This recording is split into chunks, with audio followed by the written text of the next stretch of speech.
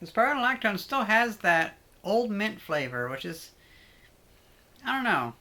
It tastes like the mints that used to be in my great grandmother's car. She had these butter mints in this old Tupperware container, and I think it's the same package throughout my entire life until I inherited the car that was in the car. Not like she swapped them out every year or whatever. It was probably like 20 or 30-year-old mints in that car. And that medicine tastes kind of like that. Today I went for a nice little tricycle ride on my electric tricycle. Went up through Sunnyvale, and it's always nice to ride my tricycle through Sunnyvale.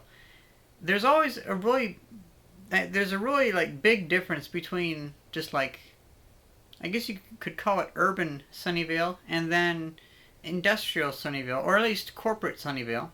Because if you go across the interstate, on one side there will be just houses from the 1960s and 70s, kind of run down, I wouldn't call it slums, but they're just kind of run down. The houses are probably worth like $2 million because of their location, but still. Then on the other side, you have these giant, like 20-story buildings made of glass and steel and all that kind of stuff. It's just so interesting to have such a large difference just on one side of the road. I haven't been doing much else today. It's a Saturday. I have been playing a lot of PlayStation 2 games on an emulator, of course, because I didn't bring out my PlayStation 2, and I'm not going to rebuy all that stuff. I always end up finding myself replaying the same games.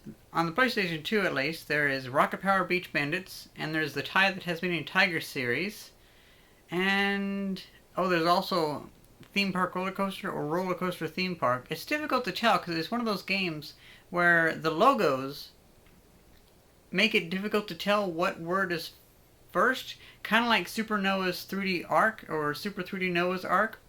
Once again, nobody really knows what order the 3D is in the name.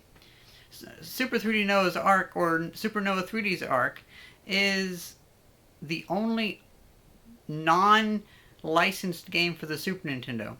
So it's kind of interesting. It costs like $150 for it though. It's crazy. Especially for a really crappy religious game. Because, I mean, let's face it, a lot of religious movies, songs, and games, they just suck. Especially, it's kind of funny that, like Wisdom Tree, they tried to make religious games to, I guess, teach children good rules or something? I don't know. So they broke the law and released unlicensed video games on the Nintendo Entertainment System. That's just always been backwards to me. It's like, so you wanted to make things. Well, I mean, if you're actually going to go into the Bible, then you also have to have slavery and all that other stuff. But besides that, the superficial stuff on the layer, it's just funny that the somewhat illegal cartridges are the ones that are going to be for religious stuff. Oh well. I was going to do a discharge test on my tricycle battery pack because when I first tested it back in, I think, early 2014 or late 2013, I believe it had like 24.5 amp hours of capacity. Now I've gone about 1,500 miles on it, counting the miles out here and the miles out there, back in Illinois. And I've been very interested to see how much capacity, how many amp hours of capacity does the battery actually have. So I was getting the thing all set up and ready to do the video and start the test, and then I realized, oh wait, I should probably watch the video to make sure I test it the same way. And I found two issues. First of all, I only really buy the knockoff IMAX B6 balance chargers. So what that means is that each balance charger has something wrong with it. Whether the coding is wrong on one, or something's a little off, or something's a little weird, because for some reason I guess they can't just steal it properly. They can't properly steal the code. They have to mess up something or change a variable, like charge it to 4.25 volts instead of 4.20 or whatever. I mean, something stupid like that. If they're already obviously ripping off the IMAX B6, then they might as well do that. That saying though, I've never actually had a official IMAX B6, so I think they're pretty much all crap.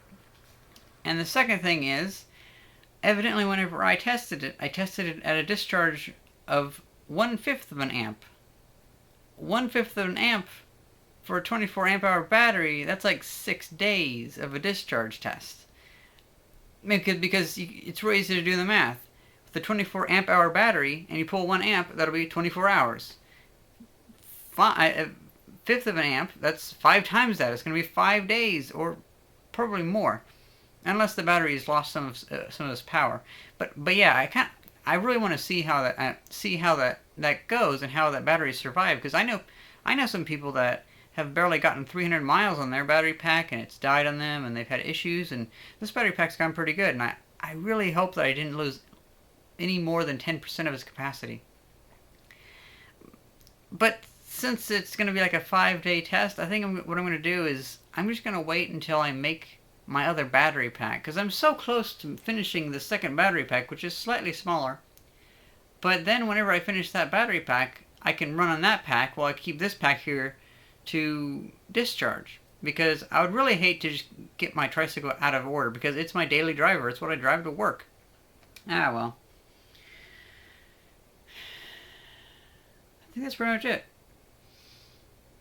Yeah, that was how my day was. It's kind of just been watching YouTube videos, listening to podcasts, and playing video games. Well, I hope you guys have been having a good weekend, and thanks for watching. See ya!